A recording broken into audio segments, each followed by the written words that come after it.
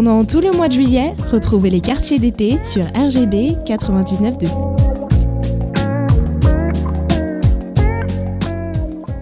Olivier Parent, notre invité, nous rappelle ce qu'on vient d'entendre et de partager avec les auditeurs sur RGB. Donc c'était Crucify Myself de Tori Amos. On va se prendre un petit temps de suspension pour faire un voyage un peu particulier dans les dessous de la ville, plus précisément une visite de souterrain sur une ville comme Pontoise. Ça vaut le détour. Un reportage qui nous est proposé par Marie-Caroline Meyer qui est en stage sur notre radio locale RGB et qui a donc réalisé ce reportage ces tout derniers jours. Occasion de vous donner peut-être l'envie de trouver de la fraîcheur, pas très loin de chez vous, et de voir effectivement que les dessous de la ville peuvent nous réserver des surprises. Associez-vous donne la parole aux associations du Val d'Oise. Parce que la solidarité et le partage sont au cœur de notre engagement.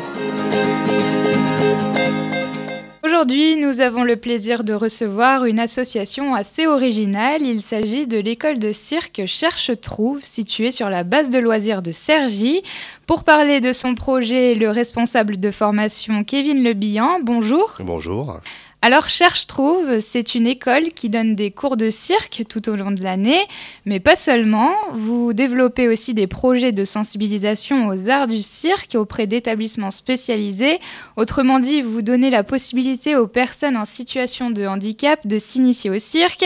C'est ça qui fait la différence de votre association, Kevin Lebihan ? Tout à fait, mais bon, pas seulement. C'est vrai qu'on a énormément d'IME et d'ITEP qui nous sollicitent. On est obligé de refuser des groupes, donc parce que c'est vrai qu'on n'a pas forcément assez de place pour tout le monde. De mémoire, cette année, on a 17 instituts qui viennent chez nous. Après, depuis qu'on a déménagé à la base de loisirs, qu'on a des chapiteaux, on a aussi développé d'autres activités, type accueil de festivals, location de chapiteaux pour des événements privés ou pour tout type de choses. Donc ça va beaucoup plus loin, effectivement, que les arts du cirque maintenant, même si ça reste notre cœur de métier. Alors, comment faites-vous pour apprendre les techniques du cirque aux personnes en difficulté comportementale? Quelles sont vos méthodes? Ça va vraiment dépendre des groupes. Le truc dans lequel nous on est un plus fort, c'est plutôt justement quand les groupes n'ont pas forcément en tête des choses et qu'en fait on offre plutôt, on va dire, une parenthèse. On a beaucoup d'adultes, quelques enfants, en fait ça les sort de leur institut et ceux qui veulent participer participent. Il y en a parfois qui peuvent ne pas participer pendant toute une séance, on force jamais personne. Donc l'idée c'est pas tant de se dire on va transmettre des disciplines de cirque et transmettre des techniques de cirque. L'idée c'est plutôt de se dire essayer d'ouvrir, on a beaucoup d'enfants autistes, donc essayer de les ouvrir à l'autre, leur donner confiance. Il y a énormément de choses qui leur font peur. Monter sur un petit objet d'équilibre sur objet, ça peut vraiment les effrayer très vite. Donc le but, c'est de les mettre en confiance et de les ouvrir au monde. Quels sont les bienfaits du cirque pour eux ?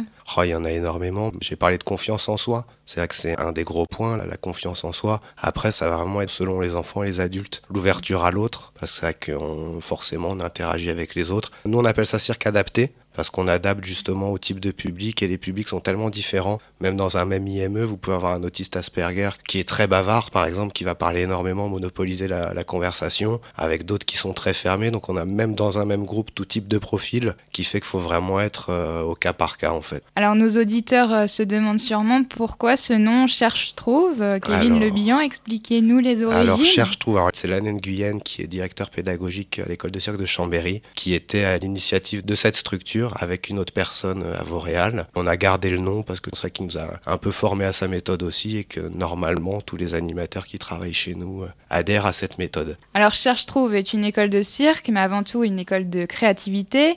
Contrairement à d'autres écoles qui cherchent avant tout la performance, la technique, vous pas du tout. Vos valeurs reposent sur l'épanouissement personnel. Quelle est votre démarche pédagogique ? Pour nous, ce qui est le plus important, c'est pas qu'un enfant à la fin de la séance puisse jongler avec 3 balles ou même au bout d'un an pour aller plus loin. Oui, c'est vrai que l'épanouissement personnel, c'est notre idée. Le but, c'est un peu de les guider. Plutôt que de transmettre des savoir-faire, on est plus dans le savoir-être. Alors c'est peut-être un grand mot, mais essayer de donner confiance aux enfants, leur montrer que rien n'est inatteignable, qu'on peut toucher ses rêves à partir du moment où on s'en donne les moyens. Donc on le voit autant comme une école de la vie qu'une école de cirque. Alors maintenant, ça c'est pour les ambitions. Après, en termes de mise en œuvre, ça va dépendre d'énormément de paramètres. Mais l'idée en tout cas sous-jacente à tout ça, c'est vraiment de les aider effectivement à parcourir leur vie serein et épanoui. Tout au long de l'année, vous proposez des cours hebdomadaires. Comment organisez-vous ces cours ? Quand on parle de cirque, on parle aussi d'animaux, de feu. Est-ce que vous allez aussi loin ? La question qu'on nous pose toujours, moi je suis jongleur à la base de métier, alors maintenant je jongle presque plus, mais mon métier à l'origine c'était ça, et quand je jonglais dans les parcs ou quand je jonglais dans des espaces publics, la première question des gens c'était est-ce que vous travaillez dans un cirque et est-ce que vous êtes clown? Donc c'est vrai que dans l'imaginaire des gens, le jongleur c'est le cirque, c'est le clown, et donc pour aller plus loin dans ce que vous dites, effectivement le cirque c'est le dressage d'animaux, c'est le danger, le feu par exemple, donc nous c'est vrai qu'on travaille pas avec le feu avec les enfants, on a des adultes qui travaillent avec le feu mais pas sous chapiteau bien entendu.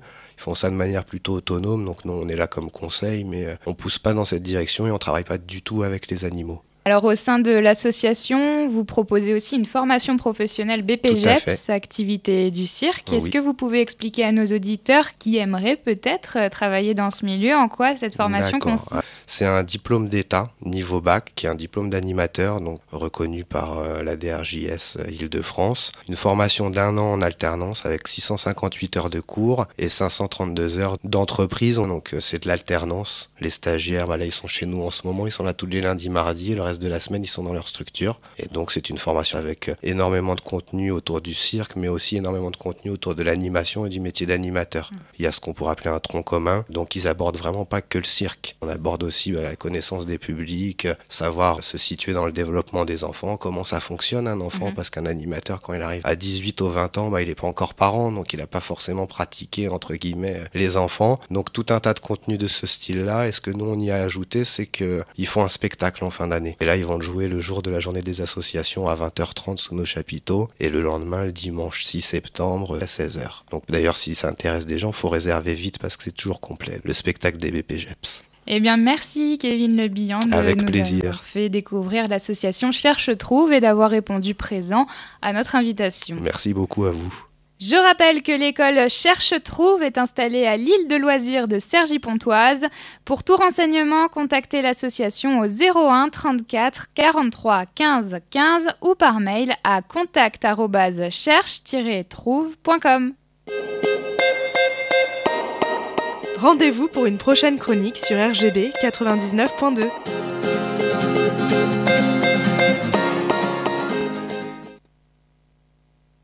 Voilà, eh bien c'est un plantage, mais c'est pas grave, on s'est perdu manifestement dans les souterrains de Pontoise, ça sera pour une prochaine édition des quartiers d'été, probablement début de semaine prochaine, donc ce n'était pas Marie-Caroline Meyer, mais Julie Gaillan sur l'antenne de votre radio locale pour bien cette rencontre avec l'association Cherche Trouve autour des arts du cirque et à destination de différents publics comme il a été dit. Venons-en de la musique, le temps de retrouver notre invité pour une dernière partie de cette émission autour de la prospective. Alors on va voir effectivement si son imaginaire, son imagination nourrit la réflexion plus largement, et peut-être des politiques, parce qu'on sait que dans notre société il faut convaincre tous les citoyens, je l'ai bien entendu, il ne peut pas y avoir de prospective finalement ou de futur sans que ça soit partagé par le plus grand nombre, mais en même temps, on sait que dans notre société d'aujourd'hui, il y a des décideurs qui ont tendance à décider pour tout le monde. On va voir comment ça se rencontre, prospective et politique. D'ici là, détour par Bristol, la ville, oui, berceau d'un mouvement qui a révolutionné la façon de faire de la musique et qui continue d'influencer de très nombreux artistes aujourd'hui, à tel point que le producteur Mark Collin a fondé le groupe Bristol. Pour cela, il a choisi de jeunes artistes nés dans les années 90 et vivant à Paris. Et il a mis sur les routes le groupe Bristol qui est passé il n'y a pas très longtemps à Paris au Café de la Danse. Si vous ne les connaissez pas, eh bien, extrait de leur premier album éponyme qui est sorti en mars dernier, mars 2015, Woman. You've got to be fortunate. You've got to be lucky now. I was just sitting here, thinking good and bad. But I'm the kind of woman that was built to last.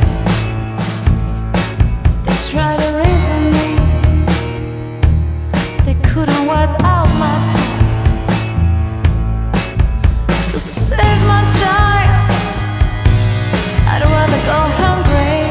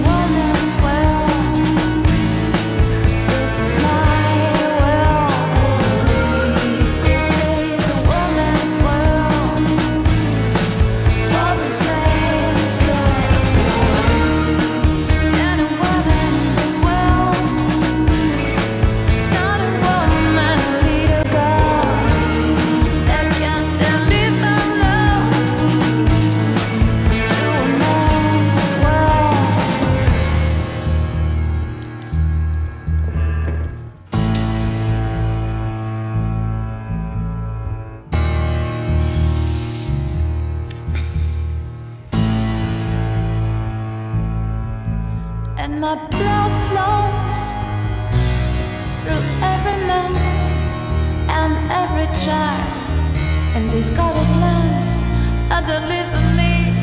I've cried so many tears, even the blind can see.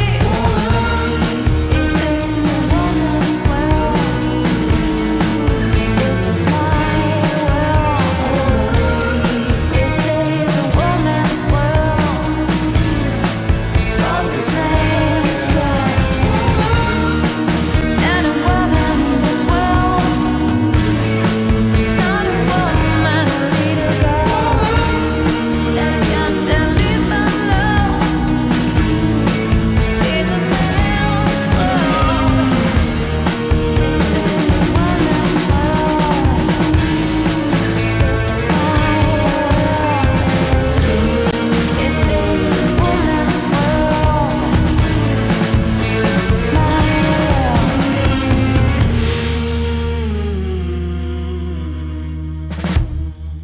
It's all about. Détendez-vous sur RGB, Don't have to be rich to be my girl. vous êtes dans les quartiers d'été. Cool to rule my world. Ain't no particular sign.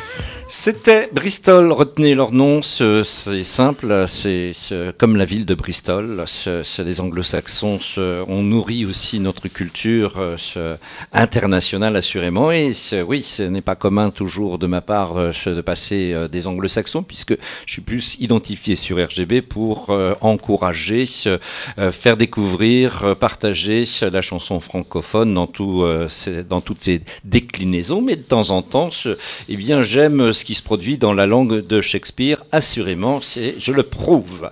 Venons-en et retour sur Futur Hebdo, carnet d'avenir, avec notre invité, Olivier Parence.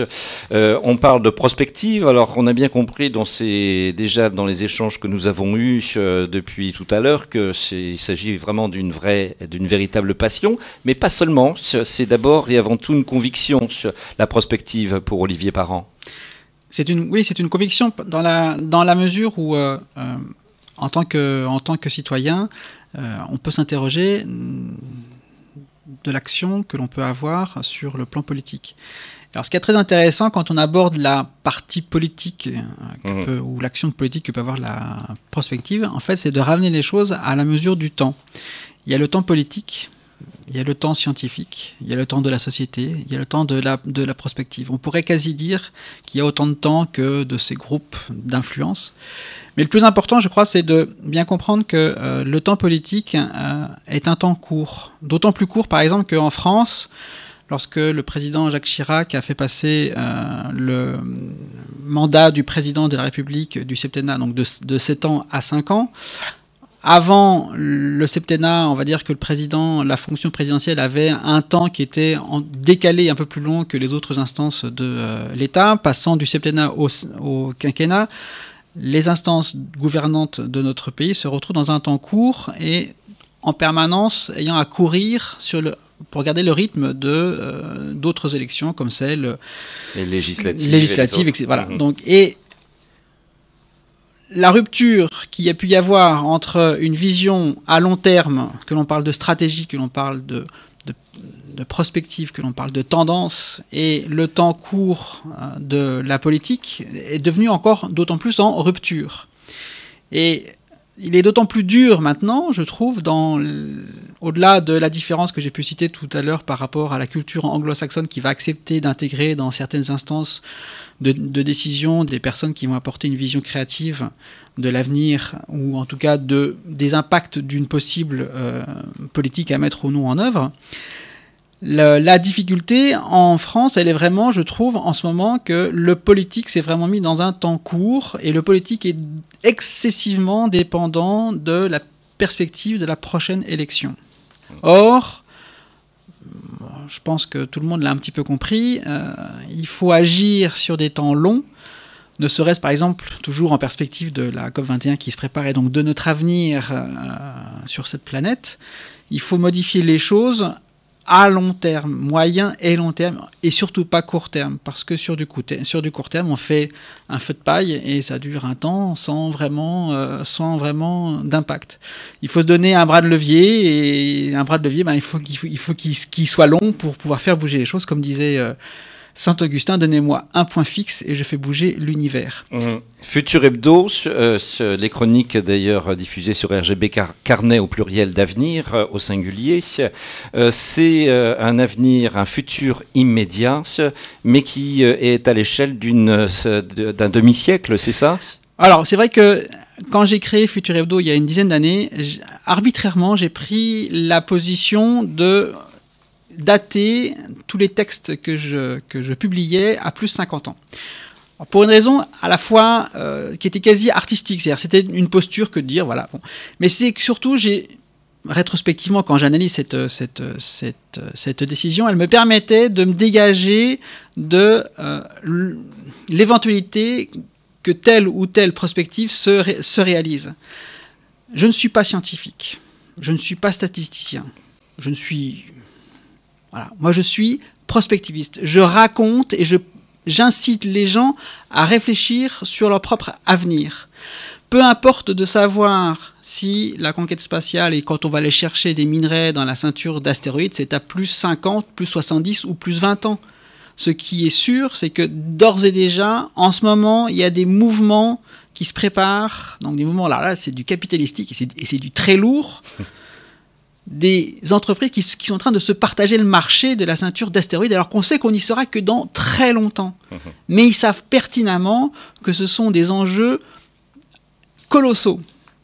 Et c'est bien ça qu'il faut bien comprendre. C'est-à-dire que c'est là tout l'intérêt de la prospective, et c'est là, moi je trouve, c'est l'intérêt de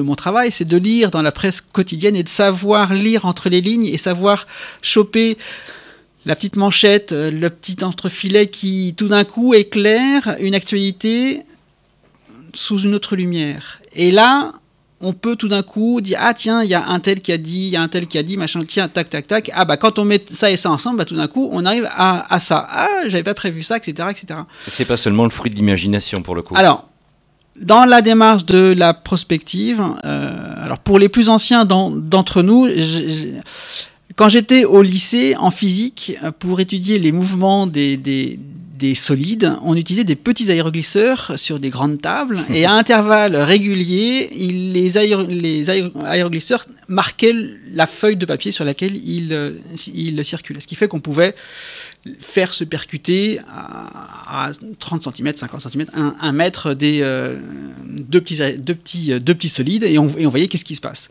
La prospective, c'est exactement ça. C'est prendre dans le présent des éléments tout à fait identifiables et aller les faire se percuter dans l'avenir alors que rien ne prévoit qu'ils se rencontrent. Et c'est là tout l'intérêt de l'accident, de provoquer la rupture.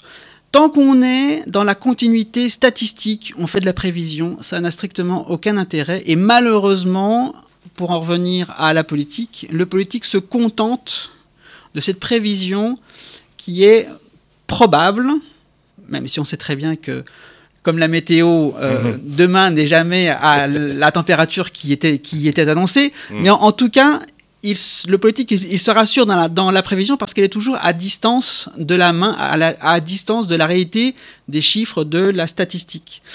La prospective, elle va plus loin, elle quitte, on pourrait dire, le diktat du chiffre pour injecter de l'accident, pour injecter de la rupture. Quand on se penche un petit peu sur notre histoire, qu'est-ce qui a construit la France? Qu'est-ce qui a construit l'Europe? Qu'est-ce qui a construit le monde? Quand on se pense sur la Chine, sur le Japon, ce ne sont que des accidents.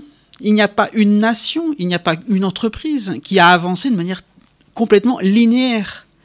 Et la prospective, pour moi, c'est comme un troisième temps de l'histoire de l'humanité. Il y a l'histoire au sens strict, donc tout ce qui s'est passé avant. Il y a l'histoire contemporaine que le journalisme va traiter. Et il y a la prospective qui est l'histoire de l'avenir. en essayant de pressentir quelles pourraient être les ruptures qui vont donner substance à notre avenir pour qu'on comprenne les enjeux qui se jouent parfois dès maintenant. Et là, le politique, à mon sens, il aurait moyen de s'enrichir et de redonner une forme d'idéal, je ne sais pas, en tout cas pour quitter la situation dans laquelle il est, où il ne voit que le quotidien. Vote. Voilà. Et le prochain vote. Et le prochain vote. Alors, dans l'esprit, c'est le titre d'une des chroniques trouvées sur Futur Hebdo, l'ouverture des premiers Jeux lunaires, c'est une probabilité bien plus que de la science-fiction. Oui, alors, pour la petite histoire, la première chronique que j'ai racontée, que j'ai écrite sur Futur Hebdo, a été inspiré par une manchette qu'il y avait dans un journal, Le Monde, qui racontait le lancement de la construction du paquebot France qu'on a tous connu. Et on apprend en très peu de signes que le France est non pas le premier mais le troisième paquebot France. Et je me suis dit, tiens, pourquoi pas construire un quatrième? Et ce serait plus un paquebot sur l'eau, mais un paquebot qui serait dans l'espace, en orbite entre la Terre et la Lune. Et si effectivement le tourisme spatial est en train de se préparer, il y a des billets qui sont déjà vendus, effectivement, la prochaine étape, ce sera la Lune.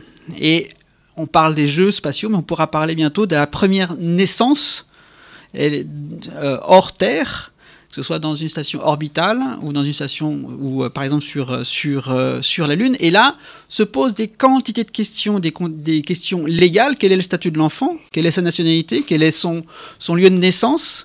Mais aussi des questions éthiques. C'est-à-dire, un enfant qui va naître sur la Lune avec une gravité 1/3 de celle qui est sur la Terre, pourra-t-il un jour revenir sur sa Terre, mère patrie?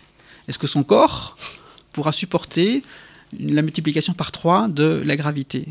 Comme je l'ai cité tout à l'heure, un enfant qui aurait grandi sur une station orbitale où tout est curve, pour que la gravité soit remplacée par la force centrifuge, est-ce qu'il s'adaptera, est-ce qu'il pourra s'adapter à une vie où tout est plan? Voilà, et c'est toute la... Alors là, on est un petit peu loin, j'entends bien, mais la prospective, et c'est tout l'intérêt de Futur Hebdo, c'est que, indépendamment des 50 années, comme je l'ai dit, qui sont arbitraires, on se traite de choses qui sont très proches de nous. On a parlé tout à l'heure de la gamétogénèse artificielle. Elle marche en laboratoire, elle sera proposée aux familles dans 10 ans, 15 ans, c'est pas si loin que ça. Pour en savoir davantage, pour avoir des réponses ou surtout pour vous familiariser, mieux comprendre le monde présent pour préparer le futur, direction sur le site Futur Hebdo, c'est toujours futurhebdo.com. .com.fr, les deux marches. Voilà, Carnet d'avenir, c'est sur RGB, c'est des chroniques qui sont écrites par Olivier Parent, notre invité, enregistrées ici à Devoir. On va peut-être entendre une deuxième série pour donner à entendre sous la forme radiophonique cette prospective qui nous est offerte. Carnet d'avenir, chronique de futurhebdo.fr. Voici deux nouvelles qui dérangent, étonnent et réjouissent de vivre en ce milieu de 21e siècle. Au palais de justice de Sète s'ouvre le procès des époux Dupont que Martin, leur fils de 13 ans, leur intente pour atteinte à la vie privée. Dans cette histoire, les noms ont bien évidemment été changés. En septembre dernier, les parents Dupont surprennent leur fils en plein débat avec une jeune femme majeure. Conséquence du coitus interruptus, la jeune femme rompt avec son jeune amant. Bien que l'amant soit mineur, la situation, quoique cocasse, reste banale. On est loin du détournement de mineurs, la dulcinée est elle-même majeure depuis peu. Pour bien comprendre les enjeux de cet étrange procès, reprenons le cours des faits. Un soir, les parents du jeune tourtereau, inquiets de ne pas voir leur rejeton rentrer au domicile familial, activent pour la première fois sa balise GPS alerte enfant perdu. Ce système de positionnement par satellite rassure les parents anxieux. Il est couramment implanté dans un des os de l'enfant dès son plus jeune âge. La balise est contenue dans une capsule en nanomatériaux, cette dernière grandit avec son porteur et l'énergie nécessaire au fonctionnement est fournie par induction cellulaire. Cette technologie est dite dormante. Tant qu'on n'en a pas besoin, la balise reste silencieuse, juste à l'écoute du code d'activation par souci de discrétion en cas de kidnapping. Le procès qui nous intéresse vient du fait que, comme beaucoup de parents, les époux Dupont n'ont jamais averti leur fils qu'il portait en lui une balise de surveillance. Et c'est bien ce silence que le jeune homme reproche à ses parents. Combien de temps allait-il attendre pour l'informer de cette surveillance s'interroge l'avocat de Martin. Il compare la situation à celle de ses parents qui cachent à leur enfant qu'ils ont été adoptés. La découverte de cette adoption est source de chocs graves. C'est de ce même type de choc que cet avocat veut désormais voir les enfants préservés au nom de la confiance au sein des familles trop souvent bafouées.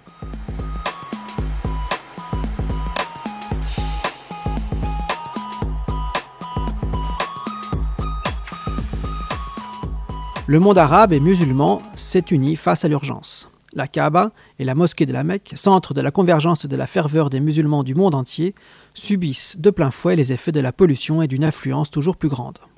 À partir de l'été prochain, ces bâtiments vont faire l'objet de travaux de restauration et de rénovation. Ils s'écouleront sur 4 années.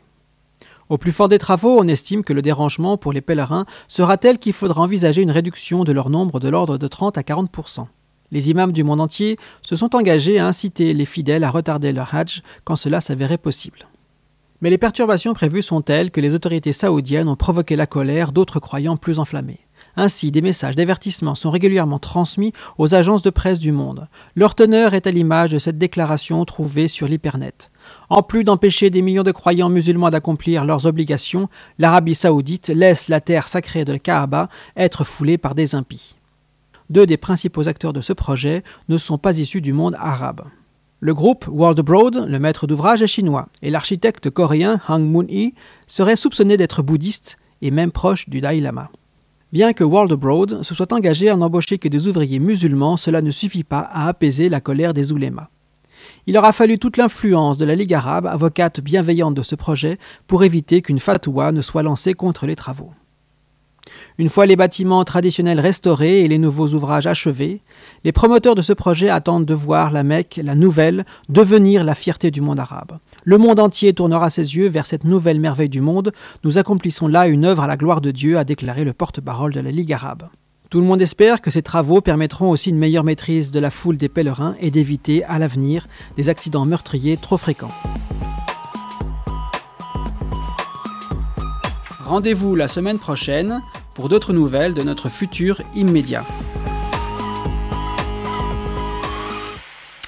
Eh bien, on arrive presque au terme de cette émission. C'est le final du final. Je rappelle que nous étions avec Olivier Parence, le fondateur, créateur de ce site Futur Hebdo, carnet d'avenir pour cette série de chroniques qui s'alimente au fil du temps, tant sur le site internet que sous cette forme radiophonique sur RGB. Donc à la rentrée, on retrouvera Olivier Parence pour de nouvelles chroniques qui vont alimenter ces carnets d'avenir.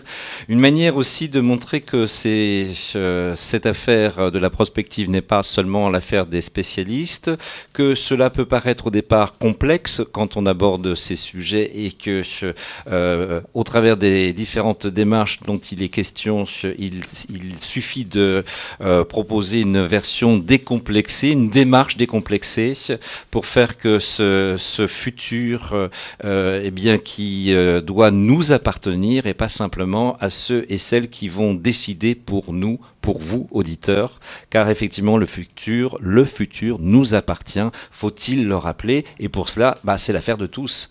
C'est un bon résumé, non, Olivier ? Exactement, c'est l'affaire de tous, et c'est un réveil que chacun est appelé à provoquer en lui pour prendre conscience que l'avenir se construit sur des briques, et ces briques sont chacun des actes que l'on pose.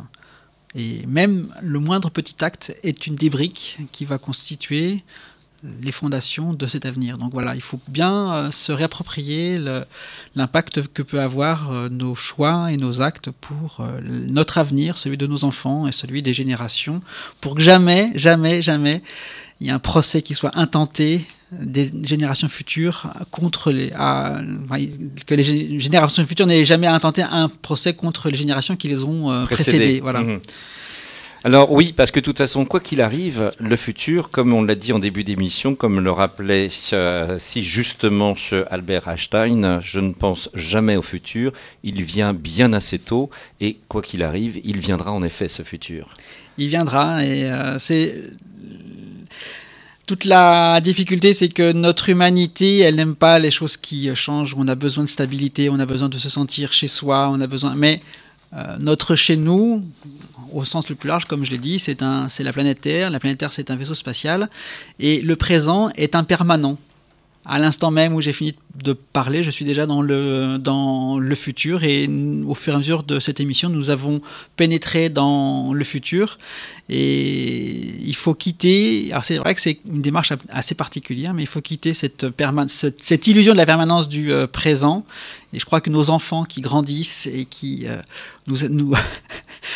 nous ébahissent à devoir toujours changer de vêtements parce qu'ils grandissent tout le temps, voilà, ils sont là pour nous rappeler ce temps qui fuit. Il ne faut pas en avoir peur plutôt, il faut en être heureux, il faut s'en enthousiasmer et s'émerveiller de ce temps qui fuit parce que il faut le construire.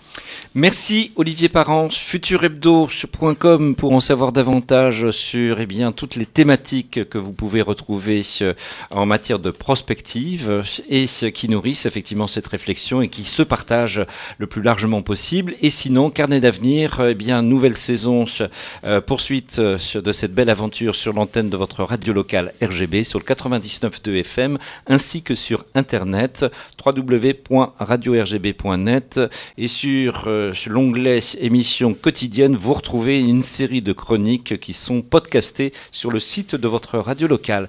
Mille merci. Les quartiers d'été, ça se poursuit. Olivier, à la rentrée. À la rentrée. D'ici là, bel été à chacun.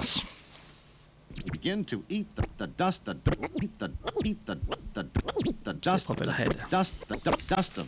Baja California. Distrait aujourd'hui, c'est pas possible. Pourtant, c'est nous qui faisons l'essentiel du travail. Bon super. It's a great pleasure. It's a great pleasure. It's a great pleasure to have all of you here today.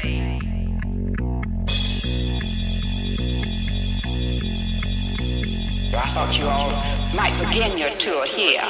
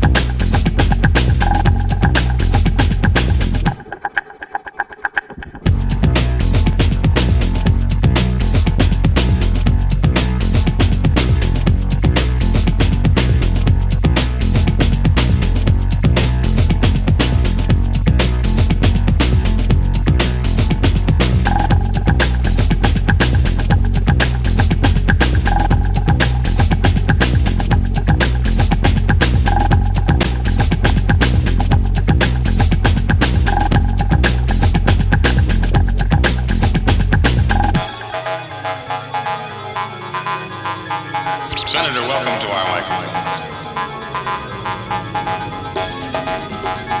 Is there anything of yours that we could keep as a memento of this visit? Take California.